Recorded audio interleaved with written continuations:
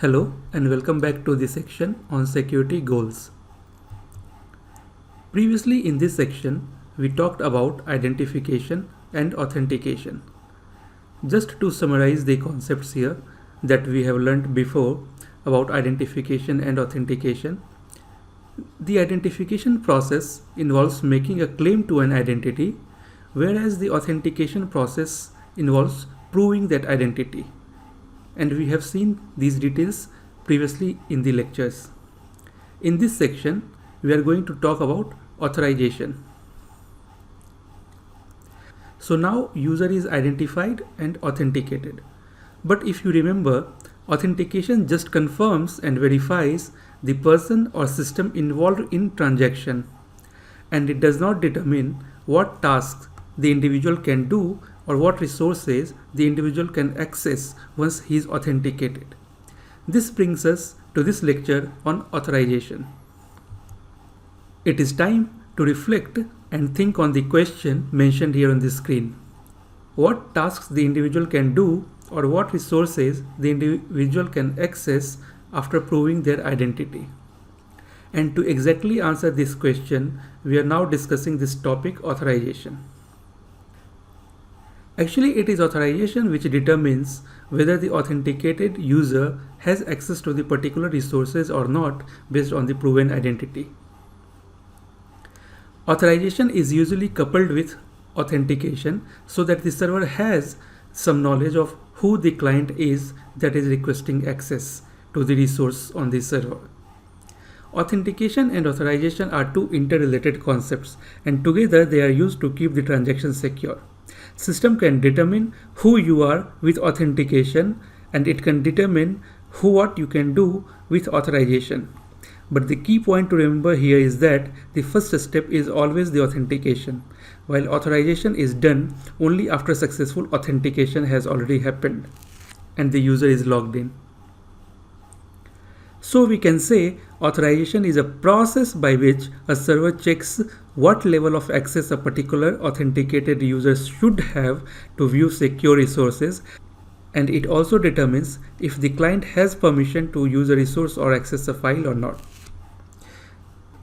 So what I mean to say here is, what actually happens, resource owner categorizes the resources based on their sensitivity and attach some security level with each of them.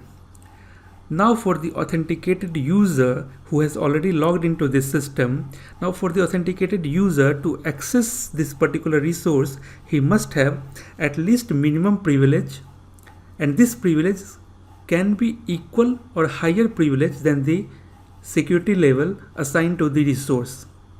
Authenticated user can access only those resources for which the owner has given him approval. So basically, authorization helps to check the person's privilege or permissions to access the resource. Common example for this is access to Udemy courses. Now I know that most of the people who are watching this video is already logged into the Udemy course. Now if you just take a step back and see what Udemy asks you to do is, so first you log into Udemy account. So that is kind of your identification and authentication has already happened. Now once you are logged into the Udemy account, what you observe is you don't have permission to access all the video courses on the Udemy account, and that's what the authorization is. So you can still have minimum privilege and you can access the free courses available on the Udemy account. That is the least privilege that you have, that by default has been assigned to the Udemy account that you are owning. But you are not authorized to access the paid courses on Udemy for free, and that's how you can see how the authorization takes control of the secure resources. So with authorization you can always segregate the resources based on the sensitivity, based on the security, which resources you want to protect with higher privilege, and then the user who want to access that particular resource, he must have the privilege which is equal or higher privilege so that he can access that file or resource. I think this makes more sense to you now. The second example that we can see is API access control mechanisms. Okay, so before proceeding with the discussion on API access control mechanism, I just want you to understand the table on the screen. So what this table doing here is, there we have list of 5 APIs in the table. So the first API is get product details, second is get transaction history, third is get premium details, fourth is initiate fund transfer, and fifth is create policy. Now if you see the access level column, the security level that is assigned to get first 3 APIs are 1. Now the security level assigned to the last 2 APIs are 2. Now let's move on to the second table.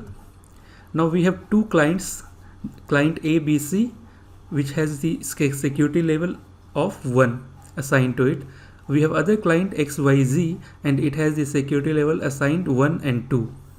Now when this client gets authenticated into the system and he comes to access the API, what are the list of APIs that he can access is only the first 3 APIs, because this client ABC only has the privilege which allow him to access the first 3 APIs. He doesn't have the elevated privilege, he doesn't have the higher privilege to access the last 2 APIs, because the last 2 APIs are protected with more security. It need more privilege to access these 2 APIs. Now suppose we refine it further, and then with the security level of 1, client ABC has access to the API ID 1003. So what we see is he loses the access to the first 2 APIs also, and with the security level of 1 and the access to API ID 1003, this client ABC can only access the API get premium details. He has access only to this API. He is not authorized, please mark it, he is not authorized to access API ID 1001, 1002, 1004 and 1005. Now let's move to the second client. So here we have the second client XYZ, and he has the elevated privilege of 1 and 2 both. With his privilege, he can access all the resources available in the table. He can access all the resources because he has the privilege that is required to access the resources on the server. Now we take it further and we assign only the API ID 1003, 1004. So what happens to this client XYZ is he loses the control of API 1001, 1002 and 1005. So with the access that has been assigned to the client XYZ, he is only capable of accessing the resource, get premium details and initiate fund transfer. He is not authorized to access any other resource apart from this. I think this makes more sense to you now on authorization. So to summarize, the authorization is the process to determine whether the authenticated user has access to particular resource or not.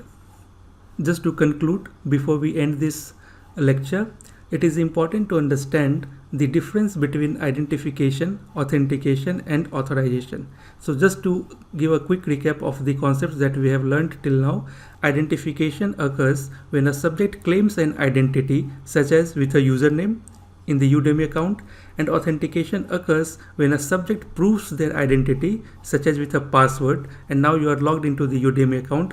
Once the subject has a proven identity, authorization techniques can grant access or block access to objects and resources after determining your ability to access this system and up to what extent. And that's what we just observed with the API access table, how we can control, how we can authorize the access to the resources. Thank you for watching, and I'll see you in the next video. Thank you.